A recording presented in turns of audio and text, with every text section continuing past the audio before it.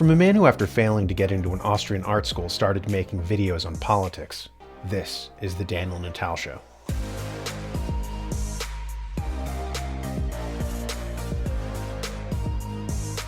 In a previous presentation, we discussed the First National Bank of the United States, founded in 1791.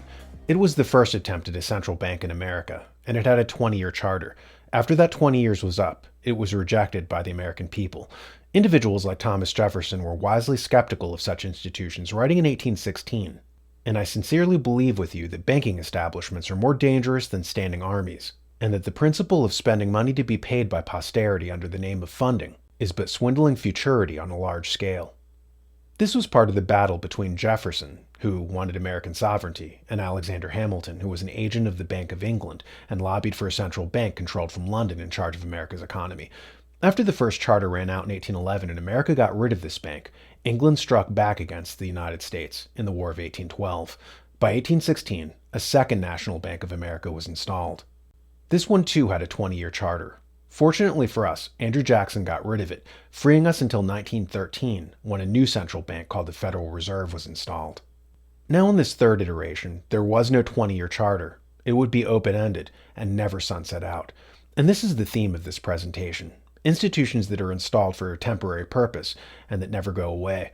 A while ago, I did a presentation called Permanent Solutions for Temporary Problems. In it, I discussed the subject of a young girl going into the military and asking if she should marry her boyfriend because housing would be cheaper on the military base. I said be careful of having a permanent solution for a temporary problem. The theme I developed was based on that kind of thinking, how we as a society do exactly that. We come up with permanent solutions for temporary problems. Like how the OSS, which later became the CIA, was created to fight the Nazis in World War II. We created it for a very specific and limited reason.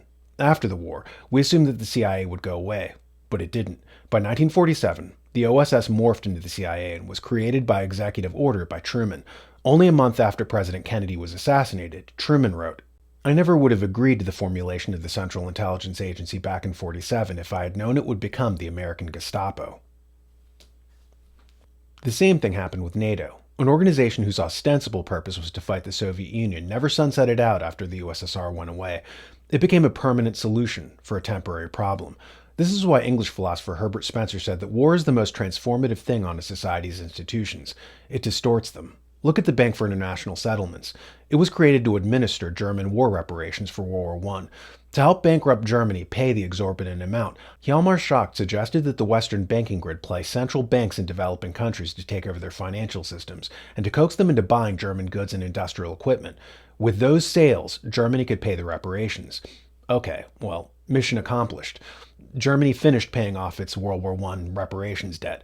So did the Bank for International Settlements go away? No, it became the central bank to the world's central banks, and all that money kept flowing. As Reagan said, there's nothing more permanent than a temporary government program. This phenomenon reminded me of GMO manipulations of fruits and vegetables relative to what are called phytoalexins. Phytoalexins are molecular weight antimicrobial compounds that are produced by plants as a response to biotic and abiotic stresses. As such, they take part in an intricate defense system which enables plants to control invading microorganisms. Basically, when a caterpillar bites into a leaf, the plant will defend itself by releasing a toxin called a phytoalexin. Once the caterpillar gets a taste of it and departs, the plant shuts off the poison. The geniuses in our GMO industry decided to market plants that don't need pesticides to farmers. Their gimmick? Rigging fruits and vegetables to produce the toxin, permanently. It'll never shut off. This is wonderful for the farmer who can save money on pesticides, but horrible for the consumer who's now presented with an apple that has the carcinogenic load of a cigarette. He's biting into what looks like an apple, but has the health benefits of a cigar. The apple is pumping out phytoalexins that won't ever turn off, which leads to inflammation and sickness in anyone who consumes the frankenfood. Our political systems are much like this. In a war, we have defense mechanisms which are designed to be turned off after the war. And every so often, a genius will come along and suggest, hey, propaganda was a weapon of war during World War I. Why not keep it going after the war and turn it against the domestic population? Keep the institutions of war going permanently. It's like a toxin that never shuts off. This is the logic of cancer. We have a cancer on our republic.